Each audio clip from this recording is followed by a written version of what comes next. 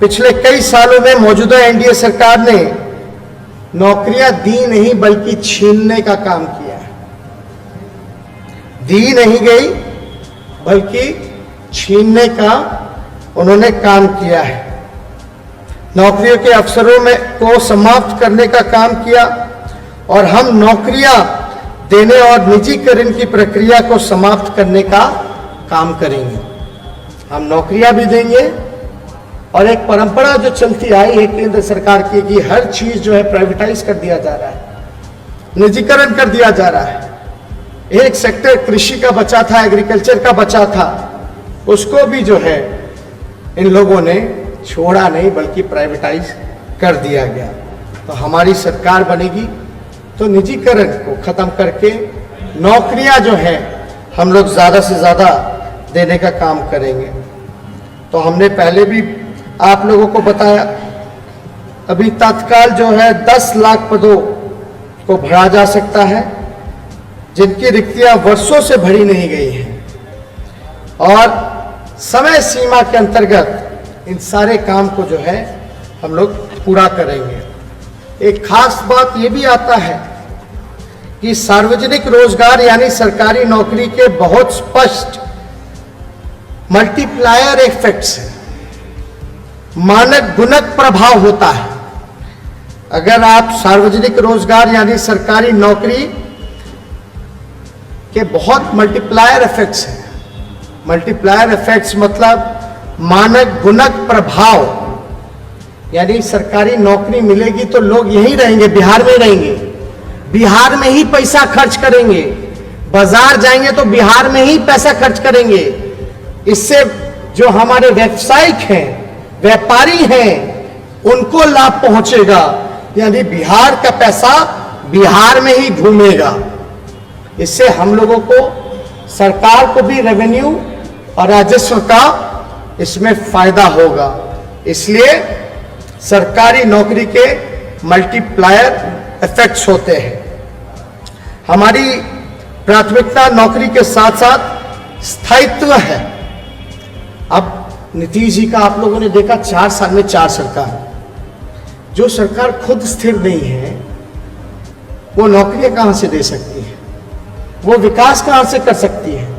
आज 1 साल उस पार्टी के साथ, 2 साल उस पार्टी के साथ, फिर 2 साल किसी और के साथ, कोई गारंटी नहीं कब किधर क्या हो जाए।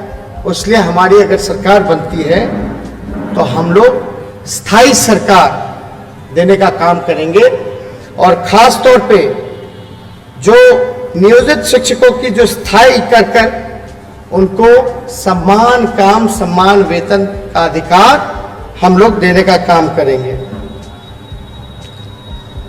जो समान काम समान वेतन की जो नीति है उस पर अमल किया जाएगा और सभी विभागों में निजीकरण को समाप्त किया जाएगा।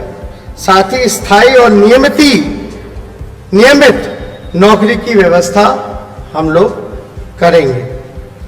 तो आप देखिएगा इन सभी लोगों को जो आप वेतन भुगतान करते हैं वे आय प्राप्त करेंगे, फिर बाजार जाएंगे, खर्च होगा, ये तरह तरह का इससे हमको फायदा होगा। ये डिपार्टमेंट्स बेहतर होंगे और खास तौर पे जितने भी हमारे कार्यपालक सहायक हैं, सांख्यिकी स्वयं सेवक हैं, पुस्तकालय अध्यक्ष हैं, उर्दू शिक्षकों, आंगनबाड़ी स्वयं सेविकाओं एवं सहायिकाओं, आशा कर्मियों, मध्याह्न भोजन रसोई कर्मियों, ग्रामीण चिकित्सकों, जीविका दीदियों के अधिकारों में विस्तार किया जाएगा और इसकी शुरुआत आशा कार्यकर्ताओं, आंगनबाड़ी सेविकाओं एवं सहायिका रसोई कर्मी के मौजूद मानदेय को दुगुना करके और जीविका दीदियों को नियमित वेतन और नौकरी उपलब्ध हमारी सरकार कराने जा रही है, हम लोग कराएंगे। ये मेरे ख्याल से आप सब लोगों को स्पष्ट होना चाहिए। और एक कॉन्ट्रैक्ट पे जो नौकरी है, जो नियोजन शब्द को हम लोग खत्म करके स्थायी नौकरी हम लोग सारी चीजों को व्यवस्था करेंगे। राज्य के मूल निवासी युवाओं को सरकारी नौकरी में स्थायी नीति लागू करते हुए कम से कम 85% रिक्तियां आरक्षित की जाएंगी और उनके लिए सभी सरकारी बहाली परीक्षाओं के फॉर्म निःशुल्क होंगे तथा राज्य के अंतर्गत गृह जिला से परीक्षा केंद्र तक की यात्रा मुफ्त होगी। अभी क्या है, जो भी सरकारी नौकरियां मिलती हैं कोई दूसरे राज्य से आकर के हमारे यहाँ नौकरी ले जाता है, लेकिन आप महाराष्ट्र चले जाओ, झारखंड चले जाओ, मध्य प्रदेश चले जाओ, अब तो सारे राज्य जो हैं एक एक करके डोमिसाइल कानून को लागू कर रहे हैं। और हमने ये पहले भी कहा था, आदरणीय लालू जी राष्ट्रीय अध्यक्ष हमारे, कई बार नीतीश जी को जब हम लोग 18 महीने सरकार में थे तो हम लोगों ने इसकी आवाज उठाई थी। उन्होंने कहा कि होगा होगा होगा, लेकिन क्या हुआ वो तो जरा देश का अपमान करके चले गए। सबको विश्वासघात उन्होंने किया, लेकिन हमारी सरकार बनेगी तो बिहार के लोगों का, बिहार सरकार में नौकरियों में अधिकार, जो रिजर्वेशन होगा, स्थानीय रिजर्वेशन, वो 85% की जाएगी।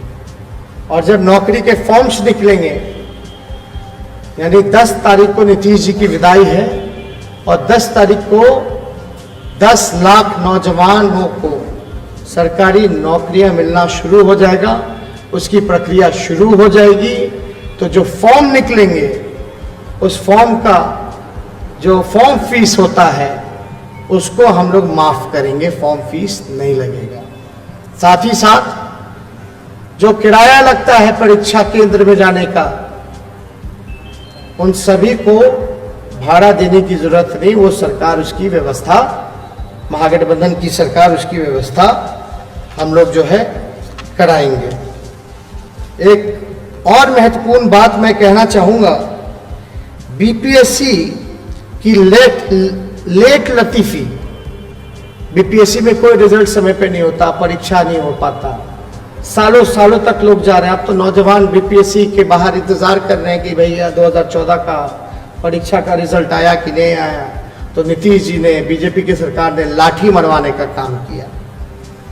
जो लेट लतीफी है उसको दूर करने के साथ सामान्य वर्ग और आरक्षित वर्ग के युवाओं की उम्र की सीमा बढ़ाई जाएगी।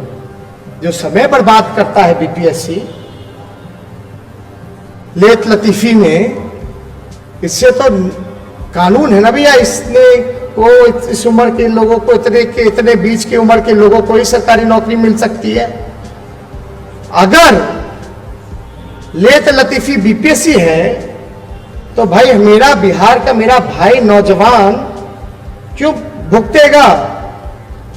तो जो भी हमारे सामान्य वर्ग के लोग हैं या आरक्षित वर्ग के लोग हैं, उसमें जो है उन युवाओं की उम्र सीमा हमारी सरकार जो है बढ़ाने का काम करेगी, बढ़ाई जाएगी। मेरे ख्याल से ये बहुत ही महत्वपूर्ण सवाल है। आप अंदाजा नहीं कर सकते कि तैयारी में, कंपटीशन में कितना खर्च होता है। गरीब परिवार के लोग दिन रात तैयारी करते हैं, माँ बाप अपने बच्चों को पढ़ाना लिखाने में अपना पेट काट करके पालते हैं, सोचते हैं कि भैया नौकरी लग जाएगी तो बुढ़ापा में सहारा बन जाएगा। और अगर बीपीएससी समय पे कोई काम ना करे तो उन नौजवान भाई जो इतने सालों से मेहनत करते रहे हैं और जो उनके बुजुर्ग माता पिता हैं, कितनी आशा भरी उम्मीद जो है कि बेटा जो है परीक्षा देगा, नौकरी लगेगी, कितना ठेस पहुंचता होगा, कितना दर्द होता होगा, कितना चुभता होगा, उसका अंदाजा हम लोग नहीं लगा सकते। वो नौजवान जानते हैं, वो उनका परिवार जानता है। इसलिए हमारी सरकार बनती है तो ये काम सामान्य वर्ग और आरक्षित वर्ग के जितने युवा हैं उनकी उम्र की सीमा को हम लोग बढ़ाने का काम करेंगे। ज्यादा कुछ हम नहीं कहेंगे, लेकिन जीविका दीदी, आशा कर्मी, आंगनबाड़ी सेविका, आंगनबाड़ी सहायिका और मध्याह्न जो भोजन रसोइया जैसे साथियों के मानदेय को लगभग 2 से 3 गुना हम लोग जो है बढ़ोतरी करने का काम हम लोग करने जा रहे हैं। तो देखिए, हम ज़्यादा कुछ और नहीं कहेंगे, मेरे ख्याल से ये स्पष्ट है। और जो लोग सवाल पूछा करते थे उनको मेरे ख्याल से जवाब मिल गया है। जब चांद पे आदमी चला जा रहा है तो बिहार में कारखाना और सरकारी नौकरी नहीं दी जा सकती।